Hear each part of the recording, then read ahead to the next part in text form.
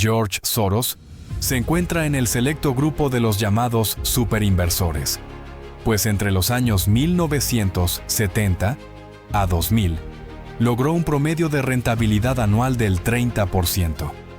También es famoso por la operación realizada en el año 1992, en donde se dice que venció a la libra esterlina, pues apostó en contra de la libra con respecto al marco alemán, logrando en esa operación beneficios por $1.000 millones en tan solo un día. La estrategia de inversión de Soros se centra en operar monedas, materias primas, acciones, bonos y derivados, basándose en análisis de mercado y del entorno macroeconómico. Algunas veces con apalancamiento. Soros utiliza la investigación científica en su estrategia de inversión.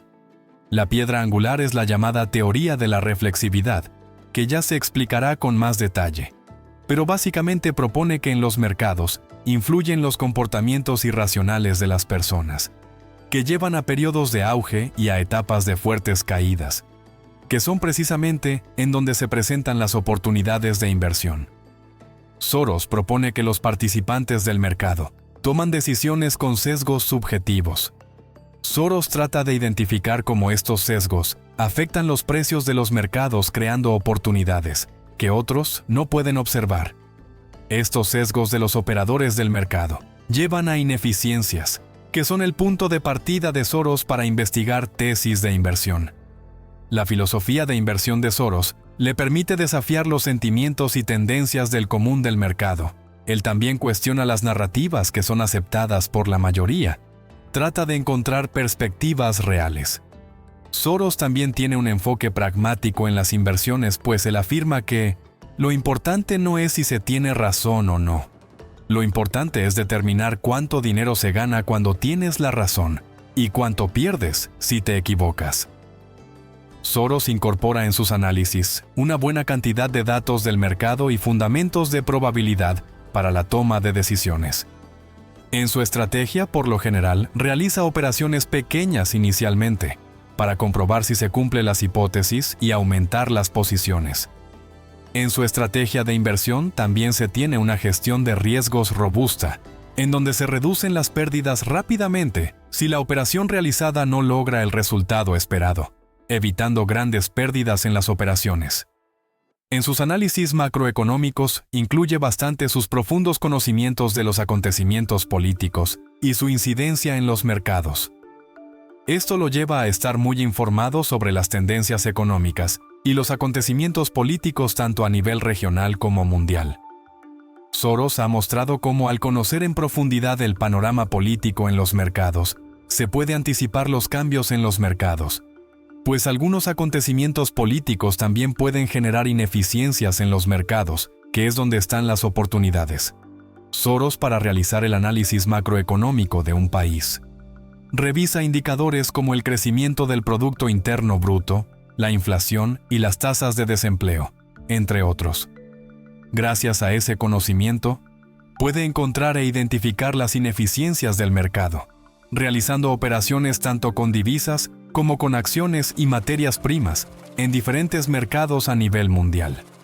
Se podría decir que Soros, en sus fondos macro globales, trata de predecir cambios en el PIB de un país, los niveles de desempleo, inflación, los cambios en las tasas de interés y los cambios políticos y en las leyes en los países que afecten fuertemente la economía de un país.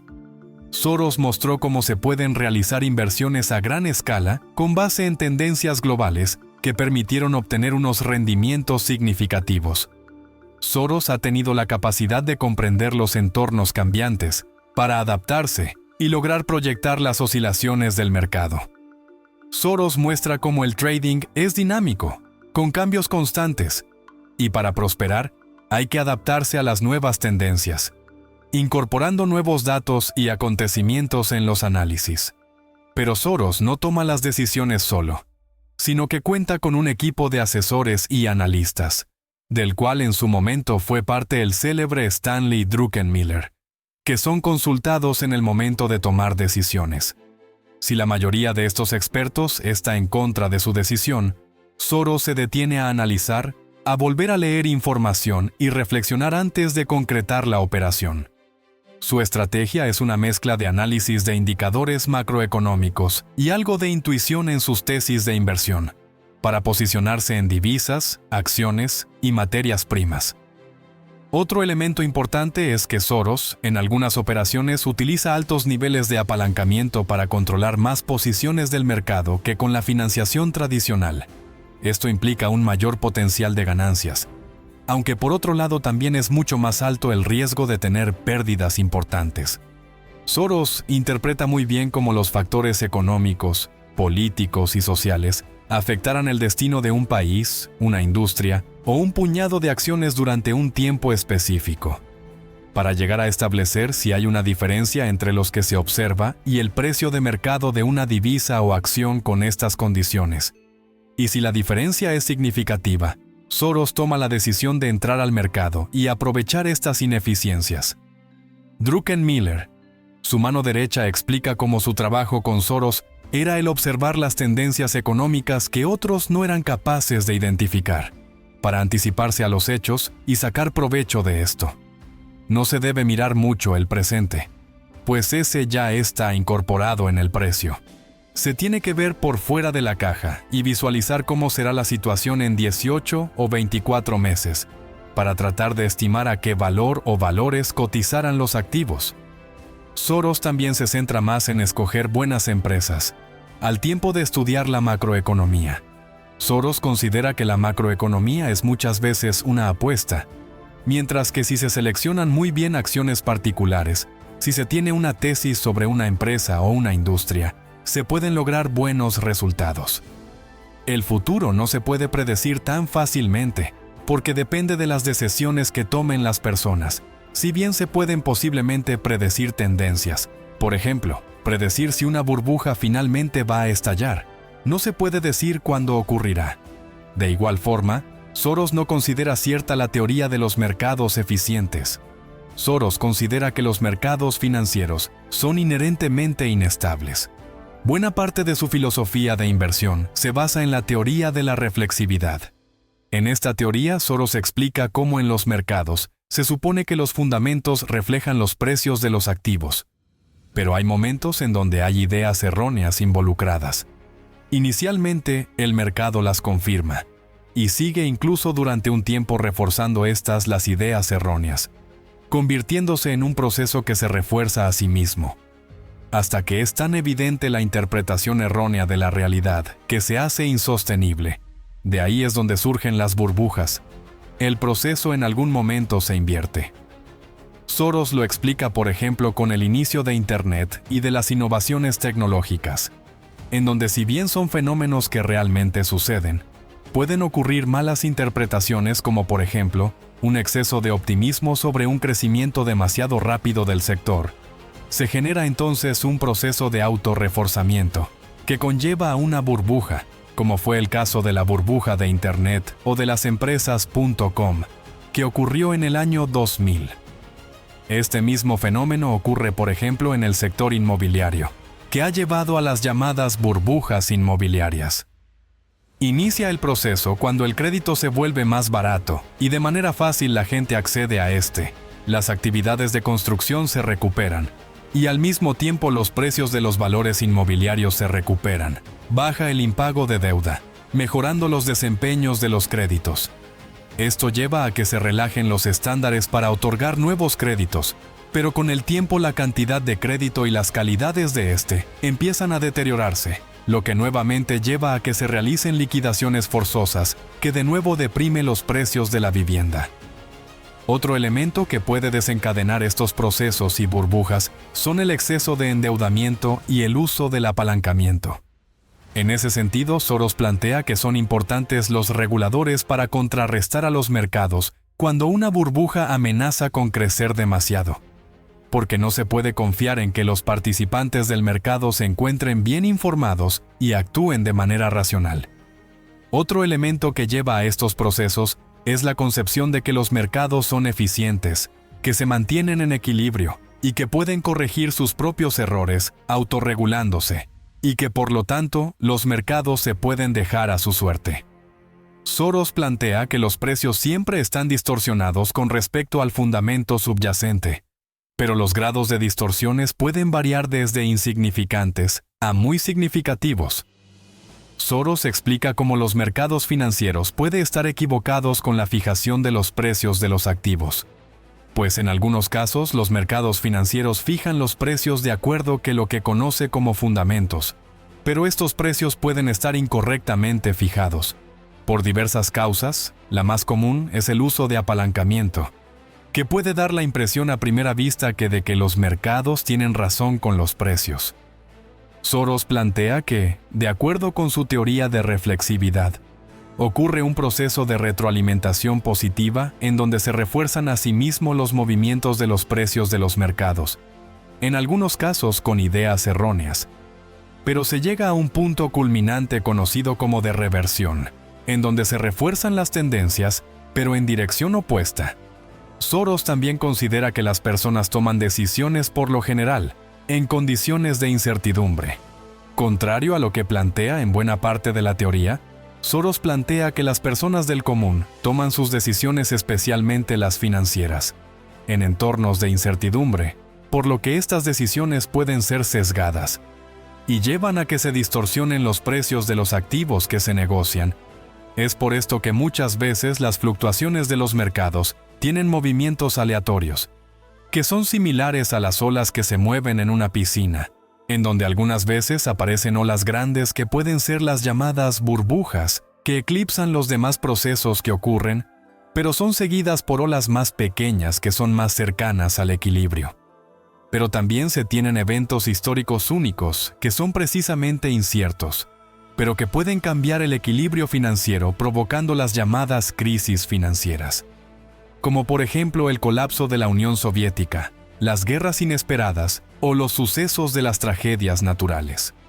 Soros ha tenido la capacidad de adquirir nuevos conocimientos acerca de las condiciones alejadas de los equilibrios que ocurren en las diferentes crisis. Por ejemplo, en la crisis del 2008 Soros inicialmente tomó posiciones que eran demasiado grandes para soportar las oscilaciones que se causaban por la volatilidad, lo que lo llevó a reducir las posiciones en el momento inadecuado para reducir el riesgo. Él concluye que le hubiera ido mucho mejor si en estos momentos de crisis hubiera solo tomado posiciones pequeñas inicialmente para sostenerlas hasta que pasara la crisis. Otro elemento clave es el control emocional, pues en muchos casos los operadores se ven afectados por sus emociones en el trading. Soros logra observar el mercado con cautela, manteniendo la calma ante las presiones, y más cuando se tiene bastante volatilidad en los mercados. Revisemos algunos de sus grandes operaciones de Soros, de donde podemos obtener grandes aprendizajes. Posiblemente la operación más famosa de Soros es la venta en corto de la libra esterlina conocida como el miércoles negro. En el año 1992, Soros observó que la libra estaba sobrevaluada, teniendo en cuenta las dificultades económicas de Inglaterra. Él presagiaba que el Banco Central de Inglaterra no estaba con la suficiente capacidad de defender su moneda, y así fue.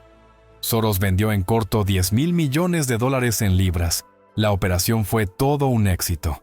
Llevó a que se viera forzada la devaluación de la libra esterlina en más de un 15% con respecto al marco alemán y un 25% con respecto al dólar americano, con una ganancia para Soros de nada menos que de $1,000 millones en un solo día.